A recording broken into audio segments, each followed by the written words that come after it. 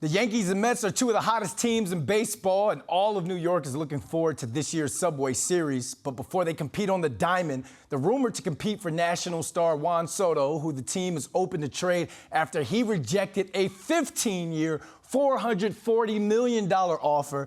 And now no one knows baseball like Jon Heyman, and he joins us now. So, Jon, the Yankees and Mets are trying to trade for superstar Juan Soto. It won't be easy to get him. You quoted someone who's saying it's going to be like Kevin Durant. So what would each team have to give up in order to bring him in?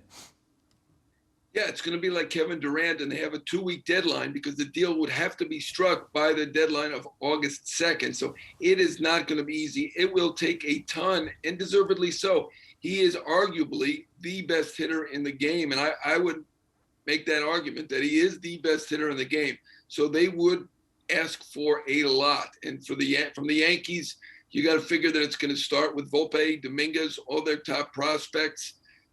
That's probably their best shot to give them several of these top prospects. I'm not just talking about two. I'm talking about 4, 5 top prospects. From the Mets, I have to think it's going to be more difficult. They are in the same division. I don't think the Nats really want to see Juan Soto come to town 3 times a year for 9 games a year with the Mets.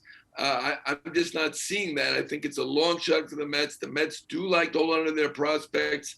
I mean, I got to think the ask is going to probably begin with Pete Alonso. So I think that's probably going to be difficult for the Mets to do. They need an extra hitter to combine with Alonso to give themselves a chance here to win the World Series this year. So that will not happen. They'd have to look at the Mets prospects. Obviously, Francisco Alvarez, the catcher, is their top prospect. Could start with him, but add from there. Mets are reluctant to deal those prospects, though. So I think it's going to be difficult. Obviously, he's very well paid, $17.1 million this year.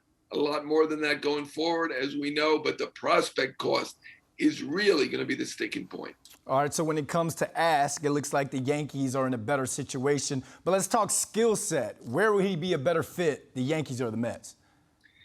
Well, obviously, the Yankees already have a great right fielder in Aaron Judge, but he could play center. He's shown that this year. For that ballpark, I mean, Soto would be incredible. So, I mean, you've already got the best power in baseball with Stanton and Judge and all the rest. Matt Carpenter, I should throw in there at this point. I mean, they would be quite a dynamic lineup. You'd have to say on paper even better than the Dodger lineup. So obviously a good fit for them. I mean, I think he could fit anywhere. The Mets are looking for that hitter. As I said, you can plug him into the outfield. You know, Marte has done well in right, so I would say left field would probably be where they have to go, or they could move Marte to left field. You know, any team is going to be able to make room for Soto, and he would fit anywhere. As I said, I think he's the best hitter in baseball. He'd be great for any team. I'd say for the actual team on the field right now, I'm going to say the Yankees are a little better fit than the Mets. I mean, you're saying these two teams are not going to be the only suitors when you're talking about a generational talent like Soto. So if not the Yankees or Mets, which team would most likely land Soto? You know, I would look for the spenders and the teams with a general manager who's willing to take a shot. I would look at the Los Angeles Dodgers. Obviously, they've got a lot of money.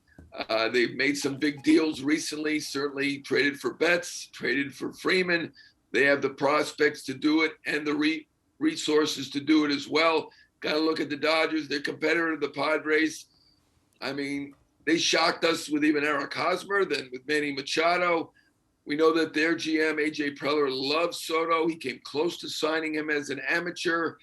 He will be in there pitching as well. And then the Texas Rangers, who spent $500 million on their double play combination of Semien and Seager. I mean, they've got the money. They have the need. Their outfield could use some work, and they still want to keep going. So those would be the 3 teams I would look at. But, you know, I think a lot of teams are going to investigate this. I listed 10 on NewYorkPost.com and in the New York Post. You know, I didn't even list Seattle or St. Louis. They could be as well. It's going to be a lot of teams showing interest, but who's willing to give up those prospects? That is the question. And who has them? Because it's going to take a lot. It's going to be a feeding frenzy. The trade deadline is August 2nd. So, Jon Heyman, thanks for joining us. Thank you.